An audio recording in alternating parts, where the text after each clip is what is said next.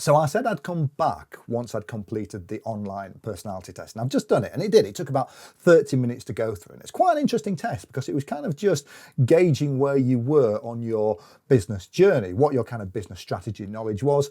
Now, there was 3 parts to this test, and 2 of them were optional.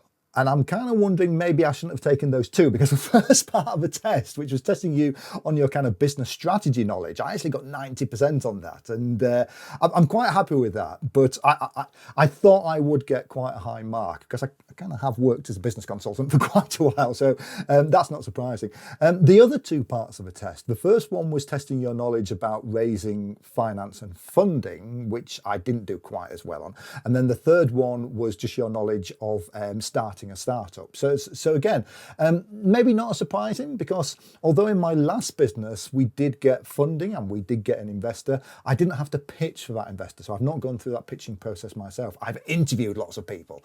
So that's where I've got my knowledge from. So that's maybe not surprising, but I didn't do quite as well on that section. But then that third section about how to start a startup, I'm going to claim that was slightly unfair, because a lot of the questions were assuming you were doing that in the USA. So it was asking things like, what's the best states for doing a startup, and what kind of American US company structure should you use for a startup and things like that. So I'm going to claim that wasn't quite fair, but yeah, I didn't do quite as well on that one. Still above average, but maybe that's not surprising as not. I mean, my last business I ran for, gosh, nearly 15 years. So it's been quite a long while, apart from Vegan Business Tribe, since I've been through that sort of startup journey. But I want to share the results with you. I'm going to do a quick screen share here, because the first thing it gives you is, what CEO are you most like? And you're going to get ready for this?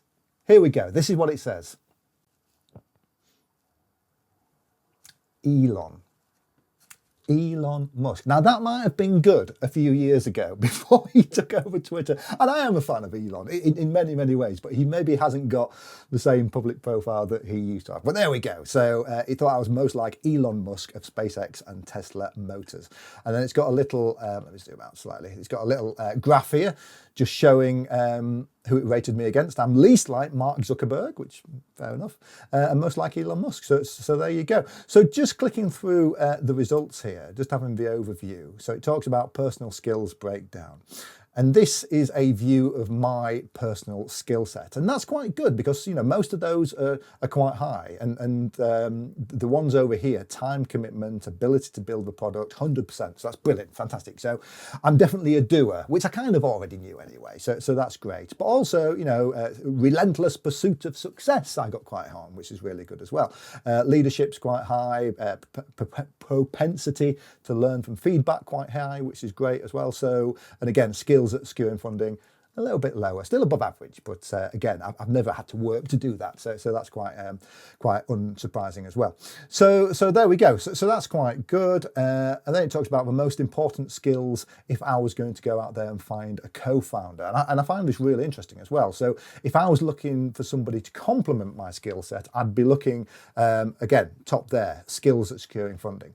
So let's just go on to the next part then. So it says here that I am 75% startup CEO quality. 75%. What happened to the other 25%? But I'll take that. I'll take that, because again, it says, you know, average user score is more in the 40 odd percent. So I'll take 75. I'll take 75. It says, make way for the next Elon Musk. You scored better than 99% of the people who took this test. Okay, so there we go.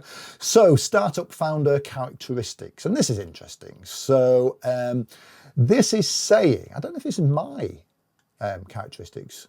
Oh yeah, here's a breakdown of your scores to see how you did and some areas of improvement. So again, business strategy there, really high, up in the 80-90%. So that's not unexpected. And again, personal care characteristics just below 80%, so that's okay, I'll take that. And then pitching to investors, that was down low at the 50 odd percent. So again, not unsurprising. Oh, we've got a breakdown here. Here we go. Personal characteristics, 79, business, 90%, I'll take that. Pitching to investors, 57, startup knowledge, 58. So there we go. So next page, personal characteristics. Again, that's given me just below 80%. You scored better on this section than 90% of the people who took this test. It's really kind of trying to make you feel good, isn't it? It's really trying to make you feel that you're doing really well. It's a little bit of cheerleading. The odds are stacked against you if you're doing a startup merely for money or fame. Passion around a product or service has been shown to be particularly important for exciting prospective employees. Entrepreneurs also overwhelmingly agree that the most important quality in a startup founder is determination and commitment. Well, there you go. And that's what I've always had in bag. So that's great to see. Next, we'll analyze your business strategy results. So let's see what I got on that. So my score, 90%. So this is where I'm in my strongest element, perhaps. Again, which is unsurprising. You scored better on this section than 90% of the people who took this test. Again, just making me feel good about myself, obviously. You certainly know a good deal about business strategy. Wonderful. Okay, so that's, it's not really telling me anything, that, because I'd been quite disappointed if I didn't score quite high on that with my background and kind of what I do for a living.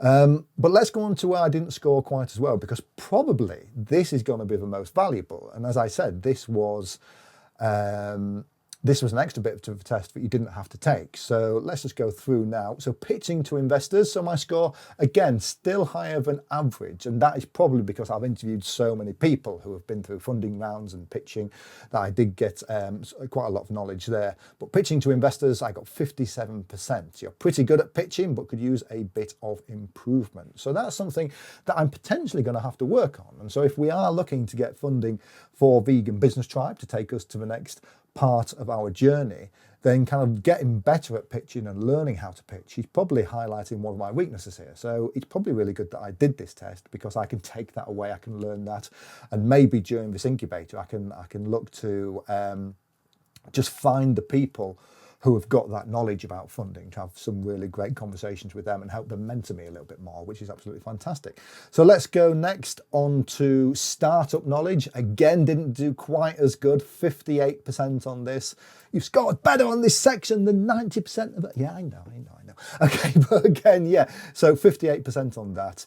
You know a fair amount about starting a startup, and I've done it a few times, but you may want to study a bit more.